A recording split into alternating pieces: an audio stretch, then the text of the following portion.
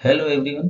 Class 11th chemistry के chapter second atomic structure अर्थात परमाणु संरचना के पार्ट थर्ड के इस वीडियो में आपको 41 ऐसे मोस्ट इम्पोर्टेंट बहुविकल्पी प्रश्न देखने को मिलेंगे जो क्लास एग्जाम एवं कॉम्पिटिटिव एग्जाम के लिए काफी महत्वपूर्ण है। इससे पूर्व दो पार्ट की वीडियो में हमने इसी पार्ट के 75 एमसीक्यू प्रश्नों को जान लिया था।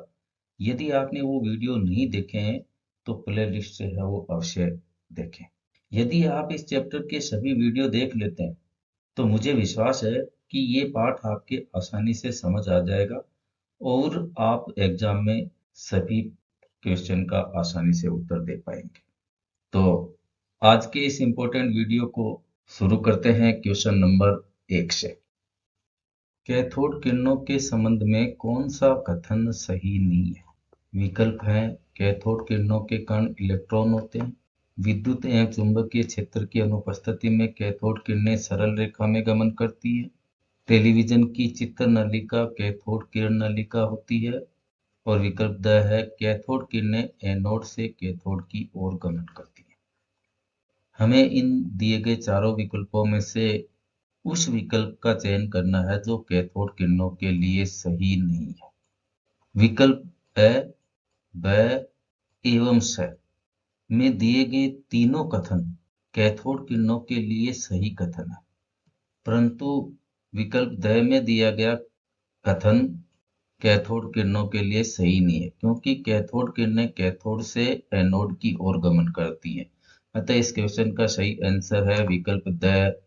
माइकल फैराडे ने सन 1850 में कैथोड किरण नलिका में विद्युत विसर्जन का अध्ययन करके बताया कि इन नलिकाओं में कैथोड से कुछ किरणें उत्पन्न होती हैं और उन किरणों को कैथोड किरणें या कैथोड किरण कण कहते हैं। नेक्स्ट क्वेश्चन है जीमान प्रभाव है। विकल्प देखते हैं। चुंबकीय क्षेत्र की उपस्थिति में स्पेक्ट्रम रेखाओं का विपाटन, विद्युत क्षेत्र की उपस्थिति में स्पेक्ट्रम रेखाओं का विपाटन, विकल्प ए व ब और इनमें से कोई नहीं। इस क्वेश्चन का सही आंसर है विकल्प ए।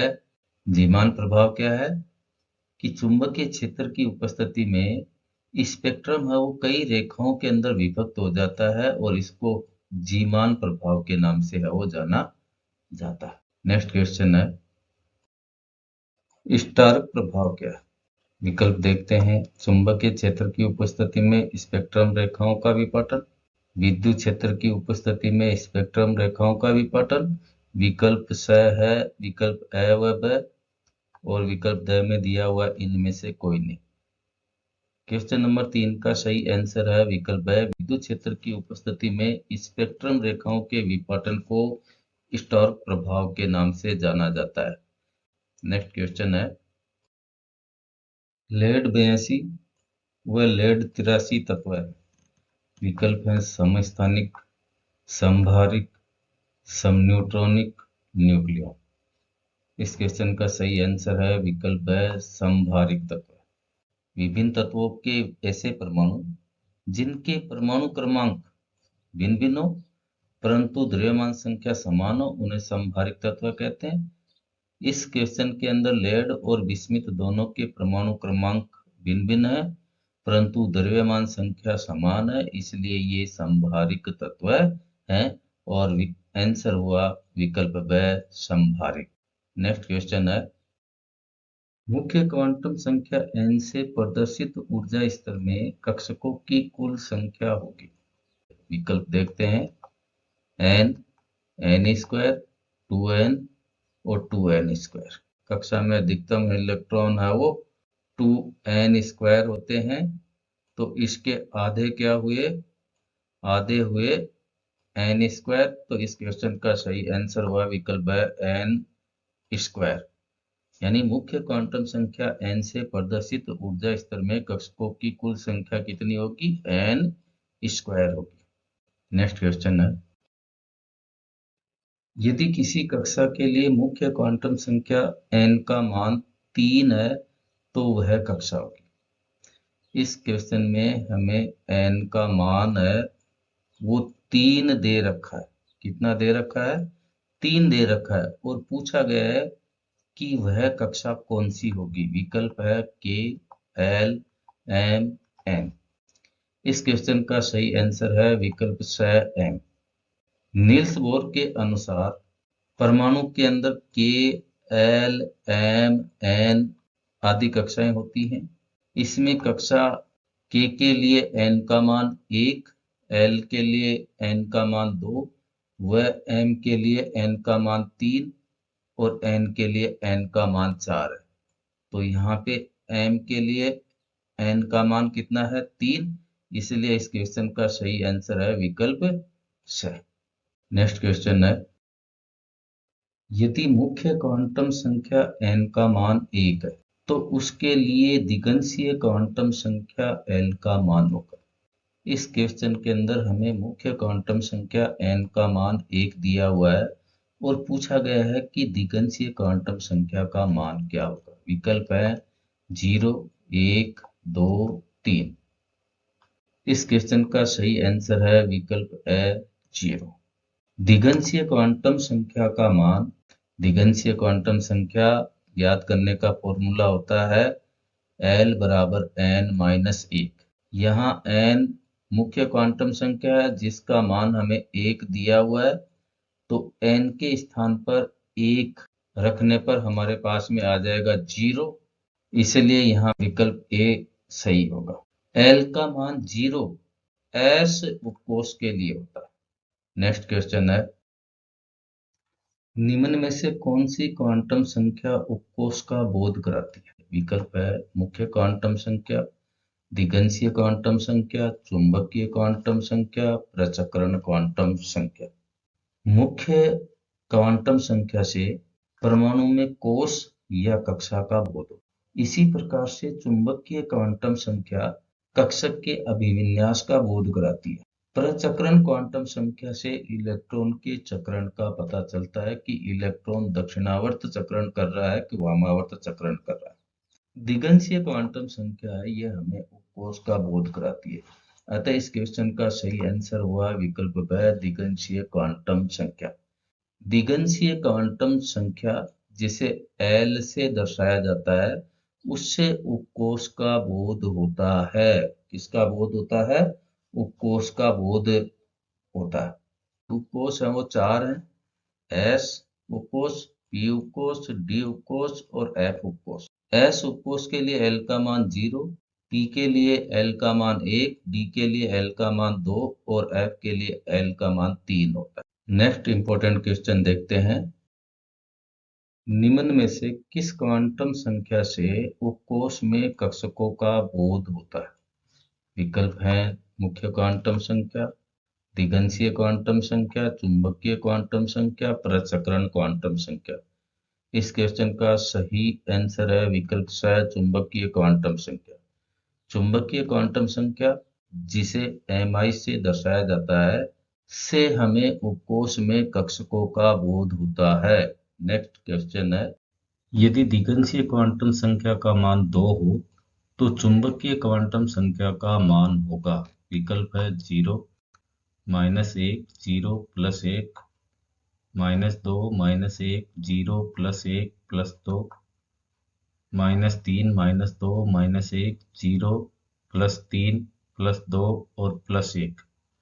हम जानते हैं कि दिगंशीय क्वांटम संख्या का 2 मान डी कक्षक के लिए होता है और डी कक्षक का वो संख्या में 5 होते हैं। इसका आंसर विकल्प स होगा। गणितीय रूप से हम चुंबकीय क्वांटम संख्या का मान 2l+1 फॉर्मूले के द्वारा ज्ञात कर सकते हैं। यहाँ l का मान हमें 2 दिया गया है, तो 2 का मान रखने पर हमारे पास में आ जाएगा 5, तो 5 के लिए आंसर आ जाएगा विकल्प स, -2, -1, 0, +1, +2। एस कक्षक के लिए कोणीय संवेग का मान कितना होता है। विकल्प है 0, 1, 2, 3। इस क्वेश्चन का सही आंसर है विकल्प है 0।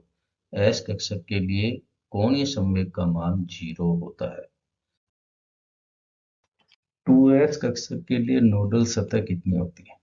इस क्वेश्चन में हमें पूछा गया है कि 2s कक्षक के लिए नोडल सतह कितनी होती है। विकल्प देखते हैं 0, 1, 2, 3। इस क्वेश्चन का सही आंसर है विकल्प ब। 2s कक्षक के लिए नोडल सतह का मान 1 होता है। किसी कक्षक का वह स्थान जहां पर इलेक्ट्रॉन के पाए जाने की संभावना है वो शून्य हो जाती है, अर्थात उसका प्रायिकता घनत्व का मान शून्य हो जाता है, उस स्थान को नोडल सतह या नोड कहते हैं। ns कक्षक के लिए नोडों की संख्या होती है n-1।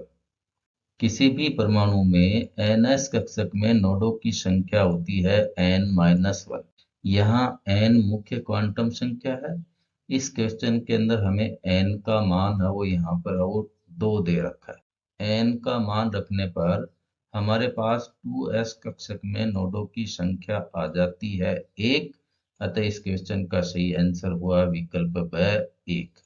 तो 2s कक्षक के लिए नोडल सतह कितनी होती है 1। 3p कक्षक के लिए कितने त्रिज्यीय नोड होते हैं। 3p कक्षक है उसके लिए कितने त्रिज्यीय नोड होते हैं। विकल्प हैं 1, 3, 4, 6। किसी कक्षक के लिए त्रिज्यीय नोड होती है n-l-1। n मुख्य क्वांटम संख्या है, l दिगंशीय क्वांटम संख्या है। यहाँ इस क्वेश्चन में हमें n का जो मान है वो यहाँ पर है वो 3 दे रखा है। कितना दे रखा है 3 दे रखा है। और यहाँ पर जो कक्षक है वो कौन सा है p कक्षक है। और p कक्षक के लिए l का मान होता है 1। इस फॉर्मूले में n व l का मान रखेंगे तो और मान रखकर हल करने पर हमारे पास में उत्तर आता है 1। अर्थात 3p कक्षक के लिए त्रिज्यीय नोडों की संख्या होगी 1। और इस क्वेश्चन का सही आंसर होगा विकल्प ए 1। नेक्स्ट क्वेश्चन है 4D कक्षक के लिए कितने कोणीय नोड होते हैं। इस क्वेश्चन में हमें पूछा गया है कि 4D कक्षक है उसके लिए कोणीय नोडों की संख्या कितनी होती है। विकल्प है 1, 2, 3, 4। कोणीय नोड का मान दिगंशीय क्वांटम संख्या l के बराबर होता है। यहाँ कक्षक है उसका जो प्रकार है वो d कक्षक है और d कक्षक के लिए l का जो मान होता है वो होता है 2। अतः 4D कक्षक के लिए कोणीय नोडों की संख्या होगी 2। और इस क्वेश्चन का सही आंसर होगा विकल्प ब 2। 4D कक्षक के लिए कोणीय नोडों की संख्या होगी 2। नेक्स्ट क्वेश्चन है समभ्रंश कक्षक होते हैं। विकल्प है समान ऊर्जा वाले कक्षक, भिन्न भिन्न ऊर्जा वाले कक्षक, विकल्प ए व ब, इनमें से कोई नहीं। इस क्वेश्चन का सही आंसर है विकल्प ए समान ऊर्जा वाले कक्षक। समभ्रंश कक्षक समान ऊर्जा वाले कक्षक होते हैं। जैसे तीनों p कक्षक समभ्रंश कक्षक है, इसी प्रकार से पांचों d कक्षक है वो समभ्रंश कक्षक है, सातों f कक्षक है वो समभ्रंश कक्षक है।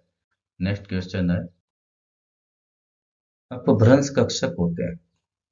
विकल्प है समान ऊर्जा वाले कक्षक, भिन्न भिन्न ऊर्जा वाले कक्षक, विकल्प ए व ब, इनमें से कोई नहीं। इस क्वेश्चन का सही आंसर है विकल्प ब।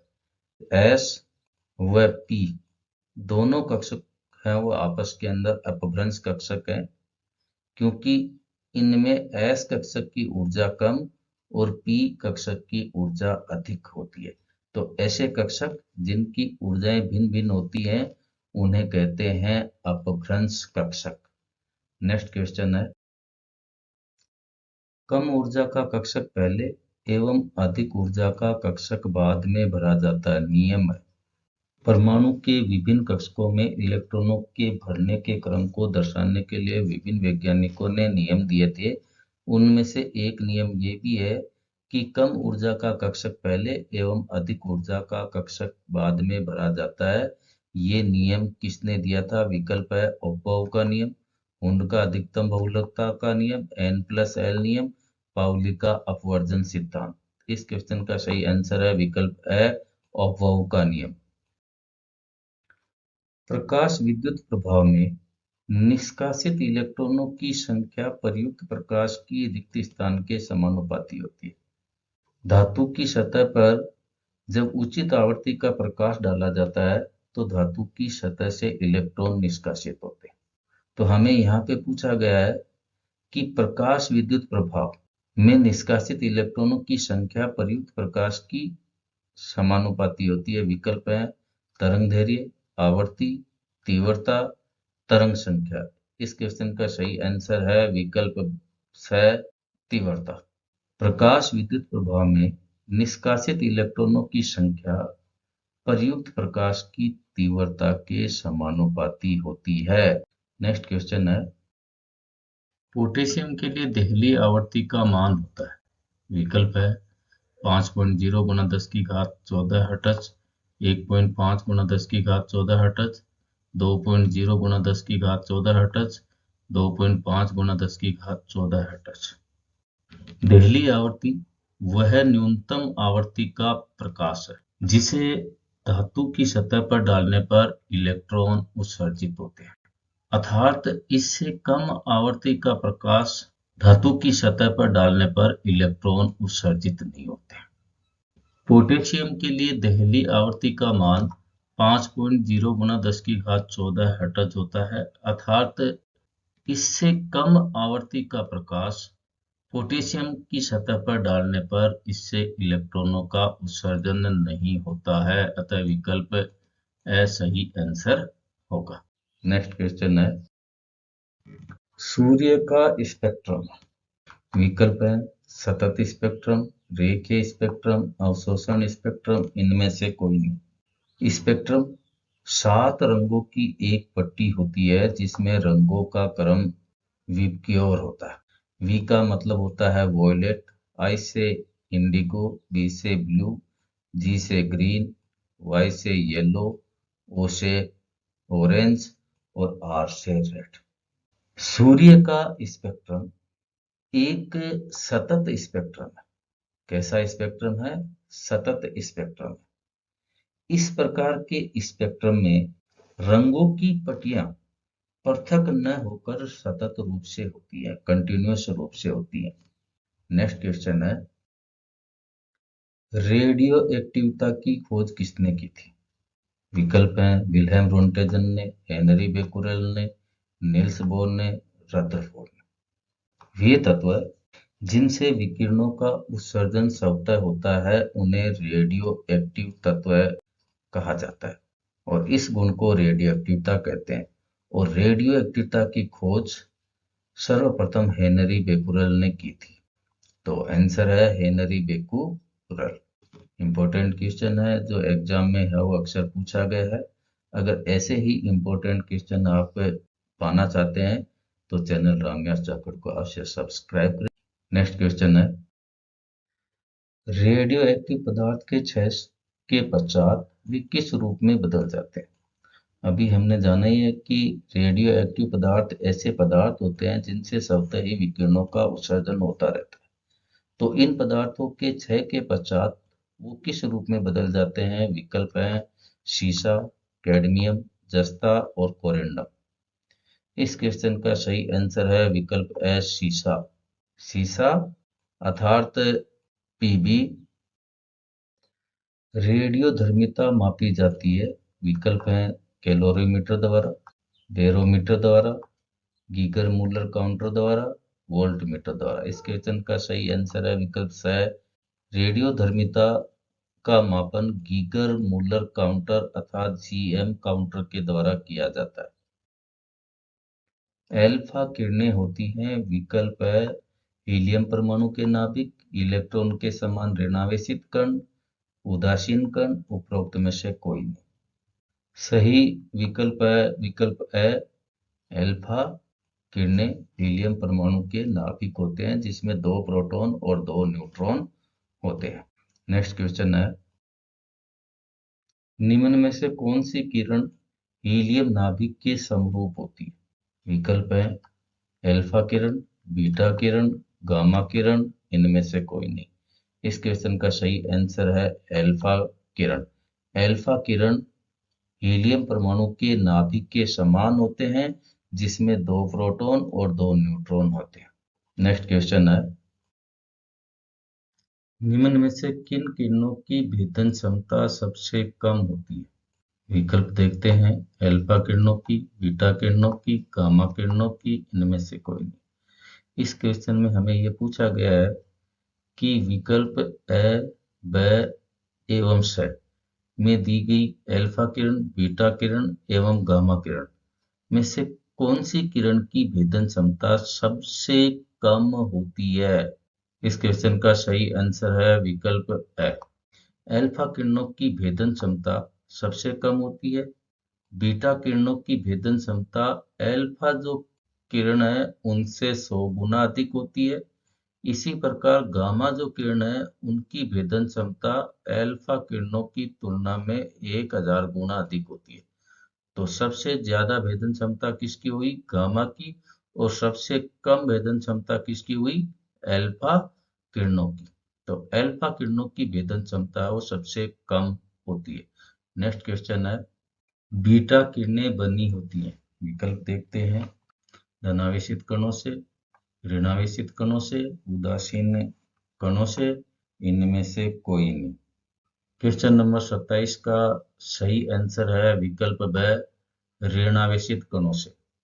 नेक्स्ट क्वेश्चन है, निम्न में से किन किरणों की भेदन क्षमता सबसे अधिक होती है? अभी हमने जाना कि सबसे कम भेदन क्षमता है वो अल्फा कणों की होती है, और यहाँ हमें पूछा गया है कि सबसे अधिक भेदन क्षमता किसकी होती है। विकल्प देखते हैं, अल्फा किरणों की, बीटा किरणों की, गामा किरणों की, इनमें से कोई नहीं। इस क्वेश्चन का सही आंसर है विकल्प स, गामा किरणों की भेदन क्षमता अल्फा कणों की तुलना में 1000 गुना अधिक होती है। नेक्स्ट क्वेश्चन है, निम्न में से किन किरणों की आयनन क्षमता सबसे अधिक होती है? विकल्प है, अल्फा किरणों की, बीटा किरणों की, गामा किरणों की, इनमें से कोई नहीं। इस क्वेश्चन का सही आंसर है विकल्प है, अल्फा किरणों की आयनन क्षमता सबसे अधिक होती है। नेक्स्ट क्वेश्चन है, निम्न में से किन किरणों की आयनन क्षमता सबसे कम होती है? अभी हमने जाना कि सबसे ज्यादा आयनन क्षमता अल्फा किरणों की होती है, और अब हमें जानना है सबसे कम आयनन क्षमता कौन सी किरणों की होती है। विकल्प है, अल्फा किरणों की, बीटा किरणों की, गामा किरणों की, इनमें से कोई नहीं। इस क्वेश्चन का सही आंसर है विकल्प स, गामा किरणों की आयनन क्षमता सबसे कम होती है। नेक्स्ट क्वेश्चन है, सबसे हल्का रेडियो एक्टिव तत्व है। विकल्प देखते हैं, ट्राइटियम, थोरियम, प्लूटोनियम, रेडियम। इस क्वेश्चन का सही आंसर है विकल्प ए, ट्राइटियम। ट्राइटियम जो हाइड्रोजन का एक समस्थानिक है जिसकी प्रकृति रेडियो एक्टिव होती है, ये सबसे हल्का रेडियो एक्टिव तत्व है। नेक्स्ट क्वेश्चन है, निम्न में से किन किरणों पर आवेश नहीं होता? विकल्प देखते हैं, अल्फा किरणों पर, बीटा किरणों पर, गामा किरणों पर, इनमें से कोई नहीं। इस क्वेश्चन का सही आंसर है विकल्प स, गामा किरणों पर किसी भी प्रकार का कोई आवेश नहीं पाया जाता, अर्थात ये उदासीन होती है। नेक्स्ट क्वेश्चन, परमाणुीय स्पेक्ट्रम होता है। विकल्प देखते हैं, अवशोषण स्पेक्ट्रम, सतत स्पेक्ट्रम, रेखीय स्पेक्ट्रम, इनमें से कोई नहीं। इस क्वेश्चन का सही आंसर है विकल्प स, रेखीय स्पेक्ट्रम। अर्थात परमाणुीय स्पेक्ट्रम रेखीय स्पेक्ट्रम होता है। ये स्पेक्ट्रम सतत नहीं होते। स्पेक्ट्रम में रंगों की पट्टियों के बीच में काले काले स्थान पाए जाते हैं। परमाणुीय स्पेक्ट्रम है वो कैसा स्पेक्ट्रम है? रेखीय स्पेक्ट्रम है, जिसमें रंगों की पट्टियों के बीच बीच में काले रंग के स्थान होते हैं। नेक्स्ट क्वेश्चन है, स्पेक्ट्रम में कितनी श्रेणियां होती है? स्पेक्ट्रम में कितनी श्रेणियां होती है? स्पेक्ट्रम रंगों की एक पट्टी होती है जिसमें रंगों का क्रम विब्योर फॉर्मूले के अनुसार होता है। तो स्पेक्ट्रम में कितनी श्रेणियां होती हैं? विकल्प है 3, 4, 5, इनमें से कोई नहीं। इस क्वेश्चन का सही आंसर है विकल्प स, 5। स्पेक्ट्रम में लाइमन श्रेणी, बामर श्रेणी, पास्चन श्रेणी, ब्रैकेट श्रेणी एवं फंड श्रेणी, ये 5 श्रेणी होती है। लाइमन श्रेणी के लिए n1 का मान 1, बामर के लिए n1 का मान 2, पास्चन के लिए n1 का मान 3, ब्रैकेट के लिए n1 का मान 4 और इसी प्रकार फंड के लिए n1 का मान 5 होता है। नेक्स्ट क्वेश्चन है, हाइड्रोजन स्पेक्ट्रम की कौन सी श्रेणी दृश्य भाग में होती है? अभी हमने जाना कि स्पेक्ट्रम के अंदर 5 श्रेणियां होती हैं और उनमें से कौन सी श्रेणी दृश्य भाग में होती है ये पूछा गया। विकल्प है लाइमन श्रेणी, बामर श्रेणी, पास्चन श्रेणी, ब्रैकेट श्रेणी। इस क्वेश्चन का सही आंसर है विकल्प है बामर श्रेणी। बामर श्रेणी दृश्य भाग में स्थित होती है। बामर श्रेणी है, इसके लिए तरंग दैर्ध्य का मान 4000 से 7000 एंगस्ट्रॉम होता है। नेक्स्ट क्वेश्चन है, हाइड्रोजन स्पेक्ट्रम की कौन सी श्रेणी पराबैंगनी भाग में स्थित होती है? विकल्प है लाइमन श्रेणी, बामर श्रेणी, पास्चन श्रेणी, ब्रैकेट श्रेणी। इस क्वेश्चन का सही आंसर है विकल्प है लाइमन श्रेणी। हाइड्रोजन स्पेक्ट्रम की लाइमन श्रेणी पराबैंगनी भाग में पड़ती है। नेक्स्ट क्वेश्चन है, हाइड्रोजन स्पेक्ट्रम की कौन सी श्रेणी अवरक्त भाग में नहीं होती है? विकल्प है लाइमन श्रेणी, पास्चन श्रेणी, ब्रैकेट श्रेणी, फंड श्रेणी। इस क्वेश्चन का सही आंसर है विकल्प है लाइमन श्रेणी अवरक्त भाग में स्थित नहीं होती है। नेक्स्ट क्वेश्चन है, बोर मॉडल सफल व्याख्या करता है। नील्स बोर के द्वारा दिया गया जो बोर मॉडल है वो किसकी सफल व्याख्या करता है? विकल्प है रेखीय स्पेक्ट्रम की, सतत स्पेक्ट्रम की, अवरक्त स्पेक्ट्रम की, इनमें से कोई नहीं। इस क्वेश्चन का सही आंसर है विकल्प है रेखीय स्पेक्ट्रम की। नेक्स्ट क्वेश्चन है, किसने हाइड्रोजन परमाणु के स्पेक्ट्रम की सफल व्याख्या की? हाइड्रोजन परमाणु के स्पेक्ट्रम की सफल व्याख्या किसने की? विकल्प है रदरफोर्ड ने, प्लांक ने, नील्स बोर ने, दे ब्रोगली ने। इस क्वेश्चन का सही आंसर है विकल्प से नील्स बोर ने हाइड्रोजन परमाणु के स्पेक्ट्रम की सफल व्याख्या की। नेक्स्ट क्वेश्चन है, परमाणु क्रमांक Z व द्रव्यमान संख्या A वाले परमाणु में न्यूट्रॉन की संख्या होगी। विकल्प है Z+N, A-Z, A+Z। किसी परमाणु की द्रव्यमान संख्या परमाणु संख्या व न्यूट्रॉन की संख्या का योग होती है। तो न्यूट्रॉन की संख्या ज्ञात करने का फॉर्मूला होगा n बराबर A-Z। तो इस क्वेश्चन का सही आंसर होगा विकल्प से A-Z। तो परमाणु क्रमांक Z व द्रव्यमान संख्या A वाले परमाणु में न्यूट्रॉनों की संख्या होगी A-Z। नेक्स्ट क्वेश्चन है, प्लांक स्थिरांक का मान होता है। विकल्प है 6.626 गुणा 10 की घात -34 जूल, 6.626 गुणा 10 की घात -34 सेकंड, 6.626 गुणा 10 की घात -34 जूल सेकंड, 5.626 गुणा 10 की घात -34 जूल सेकंड। इस क्वेश्चन का सही आंसर है विकल्प से प्लांक स्थिरांक का मान 6.626 गुणा 10 की घात -34 जूल सेकंड होता है। आज के वीडियो में इतना ही। ये वीडियो आपको कैसा लगा वह आपको इन 41 प्रश्नों में से कितने प्रश्न पहले से आते थे कमेंट करके अवश्य बताएं। धन्यवाद।